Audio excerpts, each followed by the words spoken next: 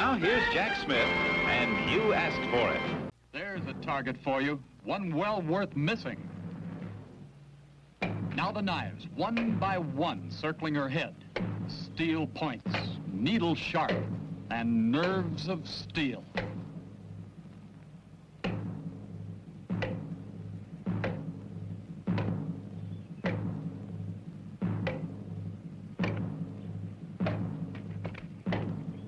A great act, but that was just the warm-up.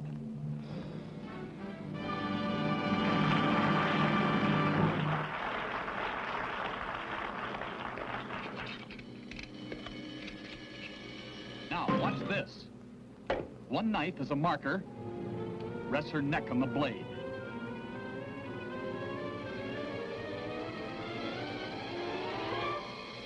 And the knives come fast.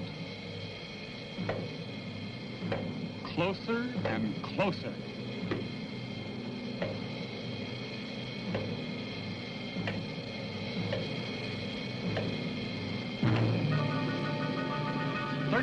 Knives in the cup of her throat, and they're thrown hard, deep into the wood.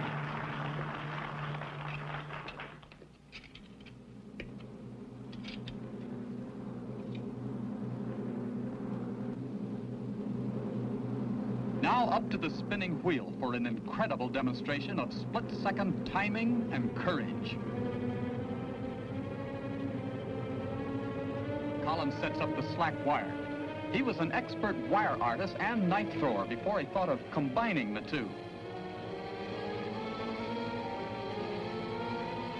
6 years of practice, 5 hours a day before he was ready for a revolving human target.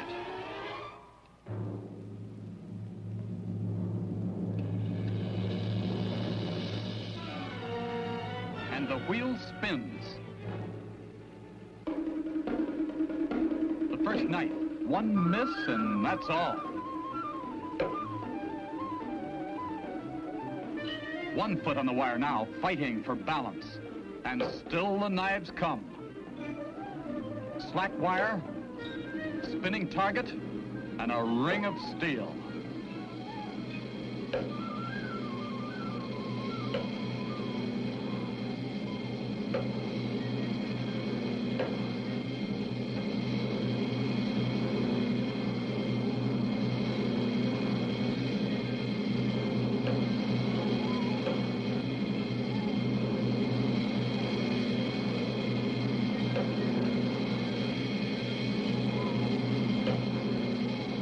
The only act in the world that combines slack wire with a rotating human target. The Robinsons tell me this first stunt is called the ankle drop and spin. By one ankle, and that car is now moving about 30 miles an hour. Fuller called an airplane turnover.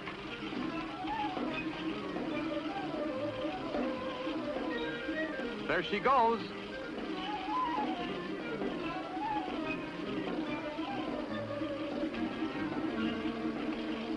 This one is called a one-arm spin.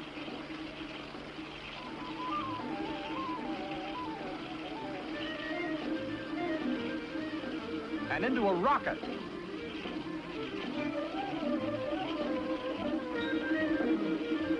Now watch Roberta swing out by 1 foot with one hand against Bob's toe. This is a toe hang.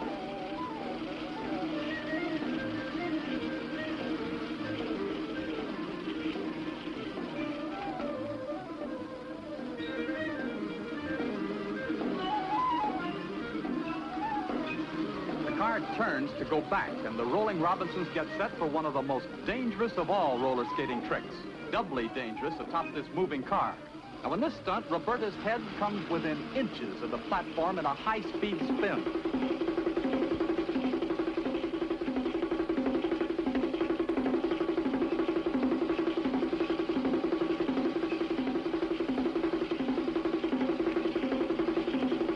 No wonder that's called suicide.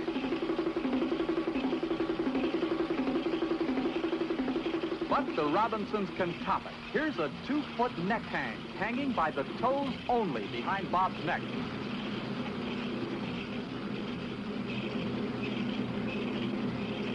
Now watch this, with the car moving even faster, one toe only.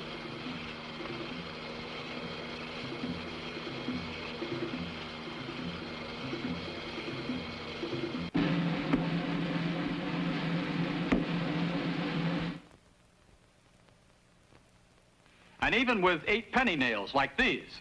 Now, take a good look at those sharp points. When those nails are thrown with a good deal of force, they penetrate a 1/4 inch into a pine board. Joe Hitchcock's accuracy with these nails matches his skill with darts, even though they have no feathered ends to guide their points to the target. Now, just watch. 1, 2, 3, 4, 5. Well, now, Mr. Everly, Joe Hitchcock shows his amazing control by throwing at a human target.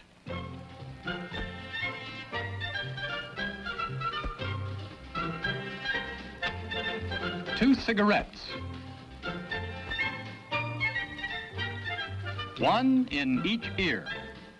Now, remember, Joe will be using ordinary nails this time, much more difficult than a carefully balanced dart. The left ear, a hit. The right ear, perfect. And now, ordinary kitchen matches placed under the fingernails of each finger on the right hand. Again, he's shooting nails, not darts. One a little off to the left there. Number 2 he made up for by getting 2 at once. The ring finger, a bullseye. Little finger, he did it. Now the thumb, 5 nails, 5 hits. Well, now the cigarette again. He's going to try for just the ash first and then the entire cigarette. There it is, out. And cigarette is gone. Well, now Joe places a shilling on his partner's nose and a small thimble on top of that.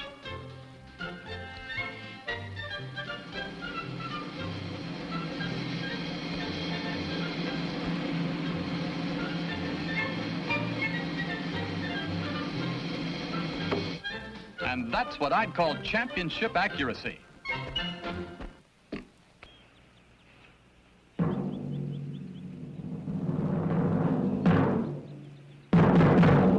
A ringer.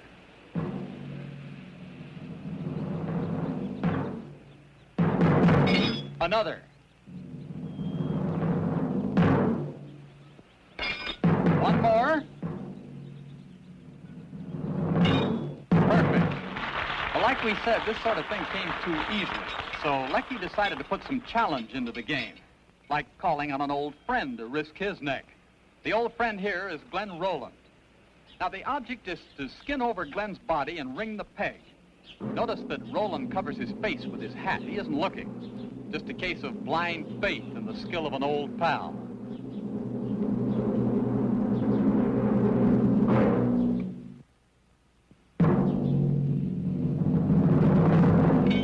And it pays off.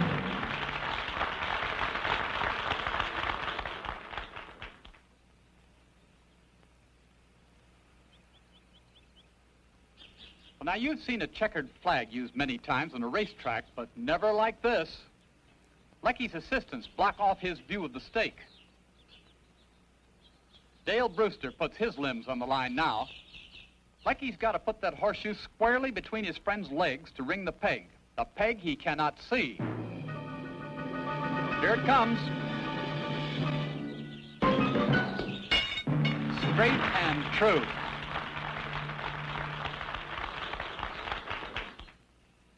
Well, this time it's a very close friend who's the human target.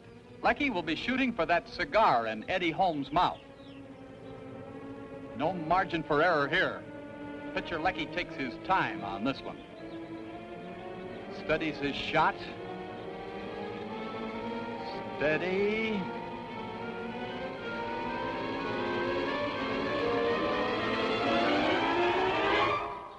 There goes the cigar. And there's the ringer. Old friend Dale Brewster returns to the stake.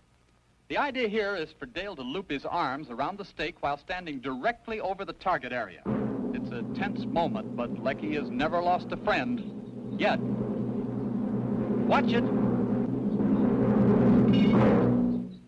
Close shave. But friendship runs deeper than danger. And Lecky will try it again. Lecky triumphs again.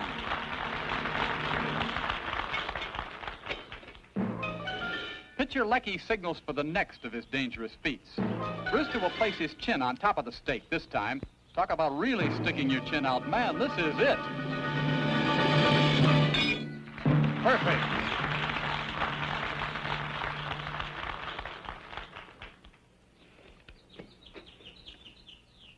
Well, here's one that could end up in a real big headache for Dale Brewster. The object here is to pluck the bag clean off his head and score a ringer.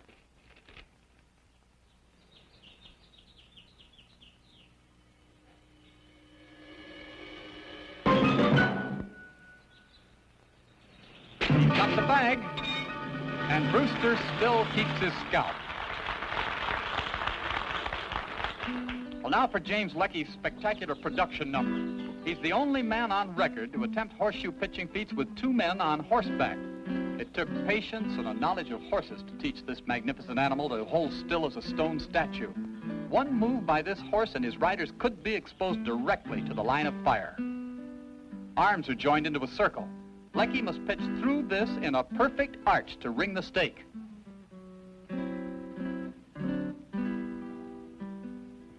Here it comes. And right on the button.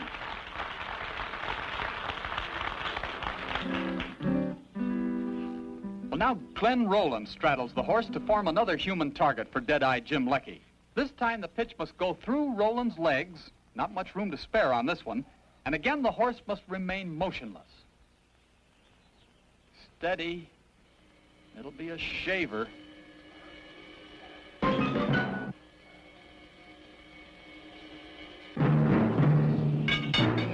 A perfect score, the hard way.